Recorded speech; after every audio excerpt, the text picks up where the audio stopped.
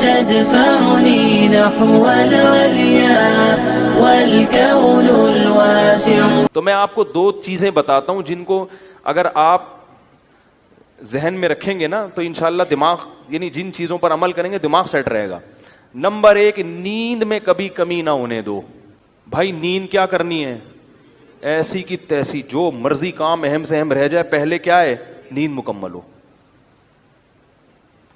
پہلے کیا کرنا ہے؟ نیند. نیند آ رہی ہے, تھکا ہوا دماغ, سارے کام ایک طرف, پہلے سوؤں گا میں. جاؤ جو مرضی ہوگا. بھائی وہ شادی میں جانا تھا, وہ ولیمے میں جانا تھا, وہ کیا کہتا رہے, ہم نے پہلے کیا کرنا ہے؟ کیونکہ نیند کی سیٹنگ آؤٹ ہو جائے نا تو بس دماغ گیا. دماغ کہاں جائے گا؟ میں نے اپنی زندگی میں کئی لوگ اسٹریس اور ڈپریشن کے مریض دیکھے ہیں جو نیند پوری نہیں کرتے تھے. نیند اتنی صحت کے لیے ضروری ہے کہ روٹی اور پانی اتنا ضروری نہیں ہے. بھوک, اگر دیکھو نیند سے بڑھ کر کوئی چیز ہوتی نا تو اللہ تعالیٰ رمضان میں ہمیں کہتے ہیں نیند پوری نہ کرو, روٹی کھاتے رہو. اللہ نے روٹی پانی چھڑوا دی. اللہ کو پتا ہے کہ جتنا مرضی بھوکا پیاسا رہو گے, جب کھاؤ گے تو ریکوری ہو جائے گی. کوئی 3 دن بھی بھوکا پیاسا رہے نا, جسم کو کوئی نقصان نہیں ہے. جب کھائے گا تو دوبارہ فٹ فاٹ ویسے کا ویسے ہی ہو جائے گا.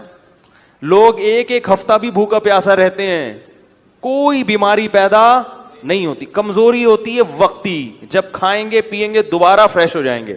اللہ کرے یہ بات کسی طرح دماغ میں اتر جائے, کیونکہ اس کا ہمارے دین سے بڑا گہرا تعلق ہے. آپ کا دماغ سیٹ نہیں ہوگا, آپ نہ اللہ کے حقوق ادا کرو گے نہ بندوں کے حقوق. کیونکہ جو آدمی ڈپریشن کا مریض ہوتا ہے نا, وہ گھر میں بھی چک چک پک پک لگا کے رکھتا ہے, خود بھی ڈپریشن میں آئے گا اور بیوی بچوں کو بھی ڈپریشن میں ڈال دے گا.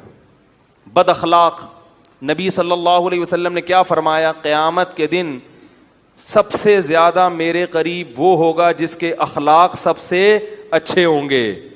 تو اخلاق کے اچھے ہونے کے لیے چیمبر کا صحیح ہونا ضروری ہے. ٹھیک ہے نا. دیکھو بچوں کی نیند پوری نہیں ہوتی, کیسے چڑچڑے ہوئے ہوتے ہیں, خام خامے چیزیں اٹھا اٹھا کے پھینک رہے ہیں.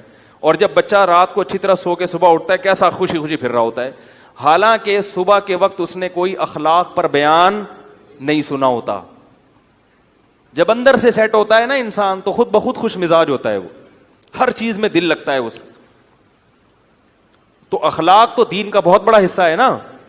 اللہ کی باتیں بھی سمجھ میں آئیں گی. اگر چیمبر ٹھیک نہیں ہے نا تو کوئی اگر کہے کہ بھائی اگر نماز چھوڑ دو گے تو اتنے 1000 سال جہنم میں جلنا پڑے گا, تو آپ پہلے ہی جل رہے ہو, دماغ خراب ہے. بولے یار یہ پتہ نہیں کون سی شریعت ہے یار, ایک تو جہنم میں جلنا پڑے گا یار.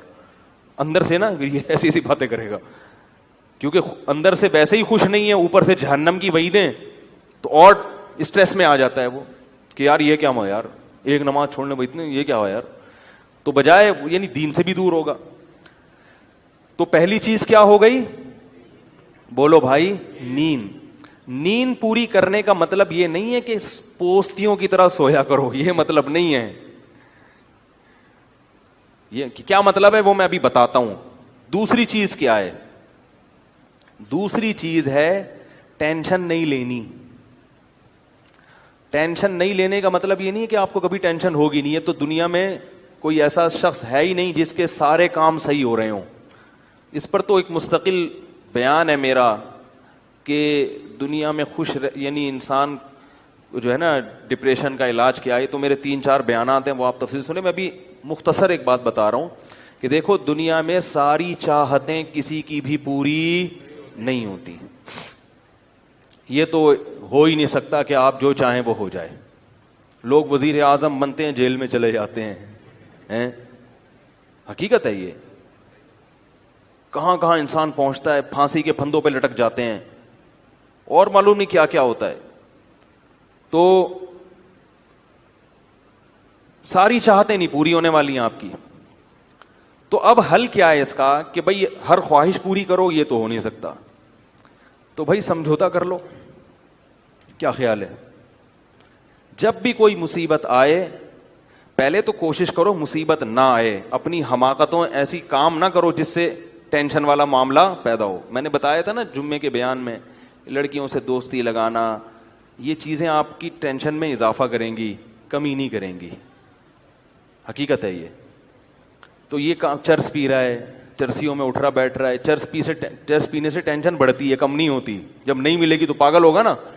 تو وہ کام, ایسے کام کرنا جس سے آپ غریب آدمی ہو لیکن رہنا آپ نے مالداروں کے علاقے میں شروع کر دیا, اس سے ٹینشن بڑھے گی, احساس کمتری کا شکار ہو جاؤ گے. یار اس کے پاس بھی گاڑی, یار اس کے پاس کرولا, میرے پاس رکشا, خام خواہ. تو آپ کو چاہیے تھا کہ جب آپ رکشا ہے تو ایسے علاقے میں جاؤ جہاں سب کے پاس کیا ہے, رکشا ہے. دکان پکوڑوں کی ہے اور سوچیں کروڑوں کی. یہ خام خواہ میں لوگ ٹینشن میں آئے ہوئے ہیں. میں نے ڈیفنس کے لوگوں کو بھی ٹینشن میں دیکھا ہے. 1000 گز کا بنگلہ ہے, کروڑوں روپے کما رہے ہیں مگر ٹینشن میں. یہ میں ہوائی باتیں نہیں کر رہا, لوگ آتے ہیں کیوں ٹینشن میں کہ پڑوسی کے پاس اس سے بھی زیادہ ہے. تو یہ ٹینشنیں قدرت کی طرف سے نہیں ہیں, یہ آپ کی اپنی پالی ہوئی ہیں. تو حدیث میں نبی صلی اللہ علیہ وسلم نے فرمایا دنیا میں ہمیشہ اپنے سے کمتر کو دیکھو. یار میرے پاس رکشا ہے اور فلاں آدمی قسطوں پہ بھی رکشا خریدنے کی صلاحیت نہیں رکھتا.